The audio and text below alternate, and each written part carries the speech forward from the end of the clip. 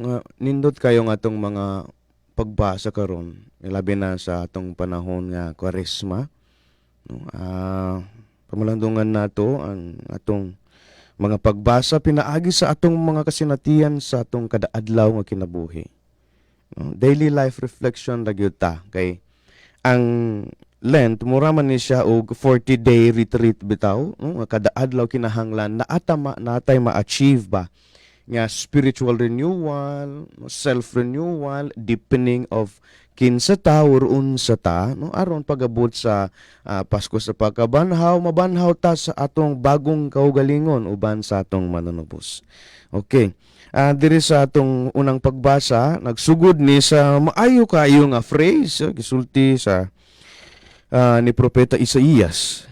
Ang Ginoo nag-ingon, kay magbuhat na ako bagong langit ug bagong yuta, dili na hinumduman ang nangahagi. That's beautiful. Kung tanawon gyud nato kung unsay Kwaresma, ini maong panahon nga kitang tanan gibago sa Ginoo pinaagi sa atong prayer, abstinence and almsgiving. No? Ini mong mga paagi nga kita gibago sa Ginoo pinaagi sa iyang grasya uban sa atong pagpaningkamot. No? It is our effort to renew ourselves. Tungod kay nagingon ang Ginoo nga, buguhon na ko tanan. Apilta na kung mukolaboreta, no? Sa grasya sa Ginoo.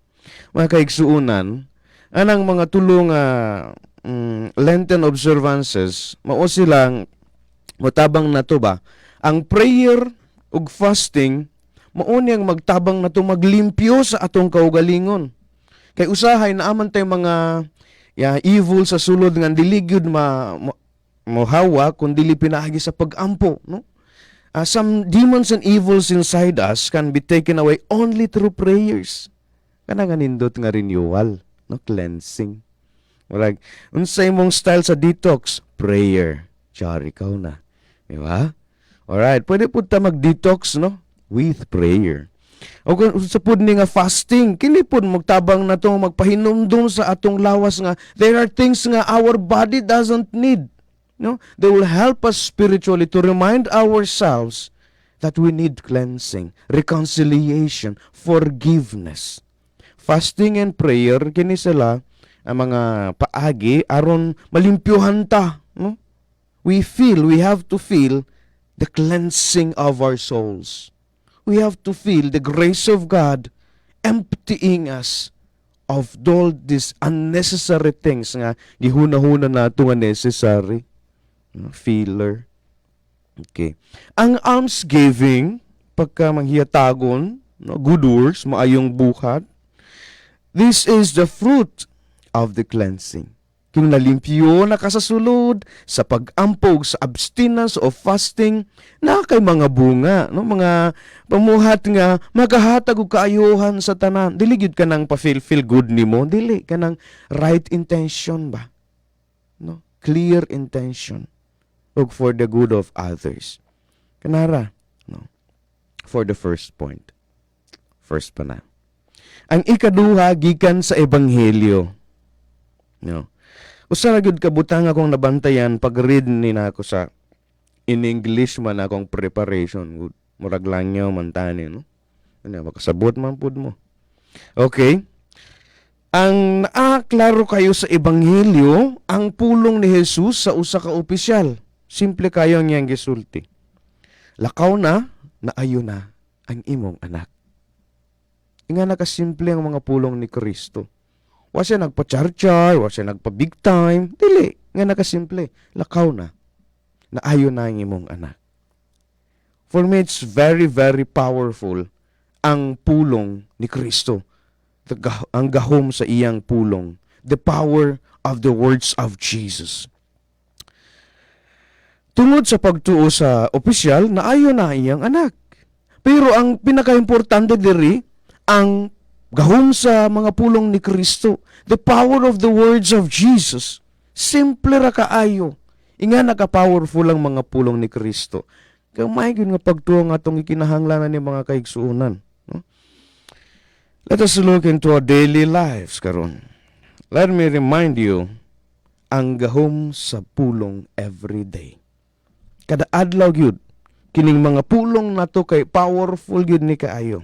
Words can make you cry. Diba? Inumdum mo no, karelate mo no. Yes, words can make you sad. Words can make you angry. No? Words can bring you down. Inumdumigid ka ng mga atong mga panahon nga na sinatihan nimo at tungod sa usa ka pulong gyud, you want to give up. Diba? Powerful things. Words. Pero sa pikas na side, words can make you happy. Words can make you fall in love. No? Kaya naman ang kanta, is only word. Igamit to na ako ba? Pero palpagyapon. Okay. Words can heal you. No? Words can console you. So, kung kita ninyo na atay duha ka paagi unsaon ang paggamit aning mga pulong. You can bring somebody down or you can lift somebody up. Your choice. Pero I will go with Jesus.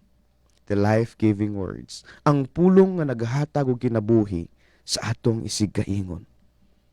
Tungod kay kitang tanan man mga tinun-an ni Kristo, it is worthwhile nga we learn from the Lord. Ang mga pulong sa Ginoo ang naghatag sa kaayuhan, kinabuhi, kalipay sa mga tao sa palibot niya. So we have to reflect karon sa mga pulong nga atong isulti. Well, diri, wag yun room para sa mga marites.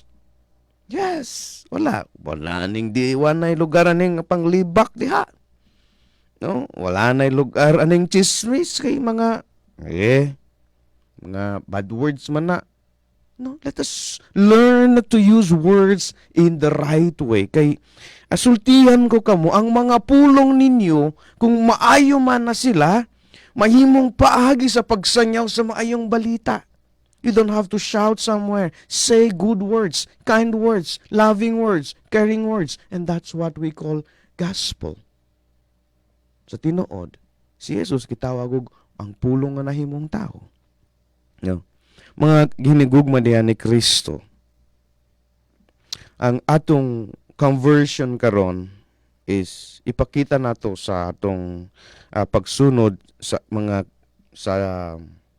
example ni Kristo, no? Conversion in the way we talk. Words matter. Yan, be careful with what you say. Ang mga pulong nga mogawas sa imong baba. Bisan ganay mga pulong nga nasa imong hunahuna. Think before you speak. Ask Jesus nga unsay angay sultian ni Lord. No? Aron ang mogawas ka nato gikan sa atong hunahuna o kasing-kasing. Ang mga pulong nga naghatag og kinabuhi. Enough na. No? Ang mga past. Enough na ang mga nang-agi. Kay everything is new now. Ang Pasko noon, dili siya residence. Reference ra kuno siya. Move on na. Tungod kay ang Lord, naghatag ka nato og kabag-uhan. No? Let us learn to live as people with words that could heal, words that could console, words that would forgive. No? Ang mga buutan nga pulong, encouraging, lifting, heartwarming, ang mga caring words and loving words. Kining tanan natong buhaton aron kita mahimong sharers sa pagluwas ni Kristo sa kalibutan ug mabanhaon ta uban niya, no? Sa iyang pagkabanhaw. No? Magpabilin munda ta nga faithful and hopeful, using the right words to the right people at the right time. Tungod kay ang atong mga pulong maoy ang atong paagi sa pagsangyaw sa maayong balita. The God's love, God's care, God's kindness, and God's healing to others.